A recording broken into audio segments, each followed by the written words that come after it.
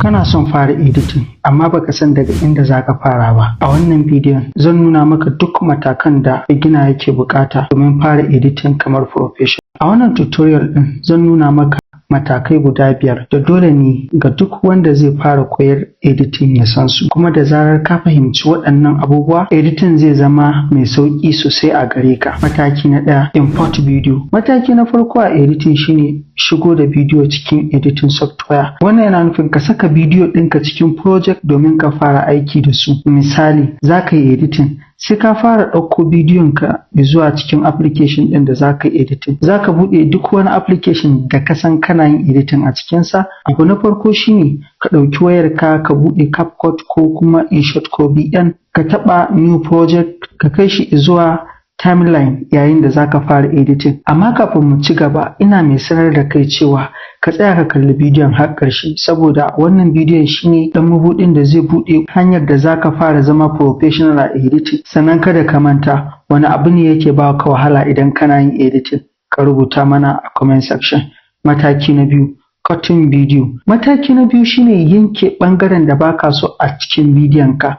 Kuma wannan mataki shine matakin da yafi kowanne muhimmanci a duniyar editing gabaki daya. Idan baka iya cutting da trimming ba, kusan baka iya editing ba. Misali, a wannan bidiyon akwai kuskuren da ne a cikin sa, ina so na gyara shi. Kuma kuskuren da nayi sa a guraren da ba a farko yake ba kuma ba a ƙarshe yake ba. Kuskuren da nayi yana a tsakiyar bidiyon ne, kuma ina so na cire wannan kuskuren da na yi.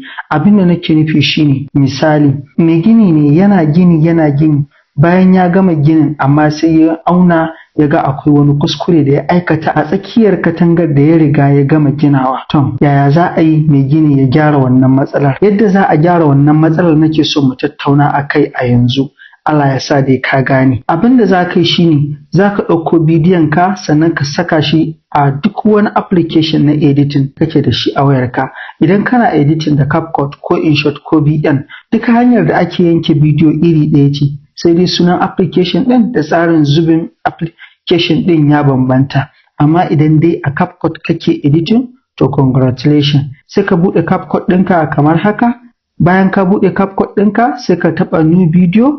Bayan ka taɓa new video sai ka zaɓi bidiyon da kake so ka gyara. Zai bayyana kamar haka a timeline ɗinka. Ka sani akwai hanyoyi biyu da ake yin editing bidiyo a cikin CapCut.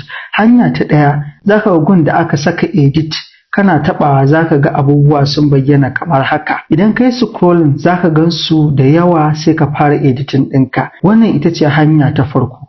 Hanya ta biyu kuma ita ce taɓa bidiyon da ka kawo shi yayin da zaka yi editing, sai ka taɓa shi da yatsarka, zai dawo da kai gun da na nuna maka a baya. Ina fatan ka fahimta.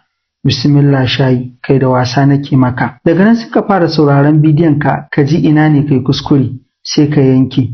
Ina fatan ka gane. Mataki na 3, adding text. Wani abu mai muhimmanci a editing shine rubutu, domin yana taimakawa masu kallo su fahimci abin da kake bayani. Misali, kana da bidiyo kuma kana so maganar da kake yi a dinga ganin ta a rubuce. Abin da za ka yi shine sai ka ɗauko bidiyon kamar yadda na nuna a baya, sai ka duba inda aka saka text.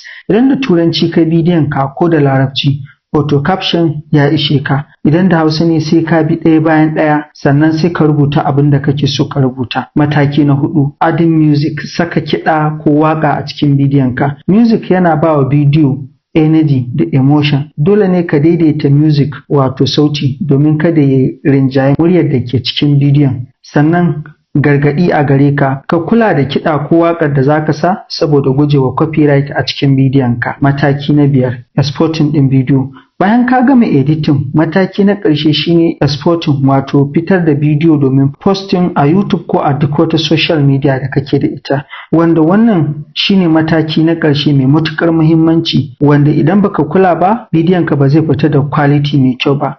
Misali, akwai tsarin jerin video resolution, akwai 489p, akwai 720p, akwai 1080p, sannan kuma akwai 2K, akwai 4K. Wannan su ne tsarin resolution na video. idan ka bi a hankali ka kula za ka cire bidiyon ka ya fita mai kyau. Idan ka fahimci waɗannan matakai guda 5 ka riga ka fara tafiya a duniyar editing. A bidiyo na gaba zan nuna maka editing mistakes da beginner suke yi da yadda za a guje musu.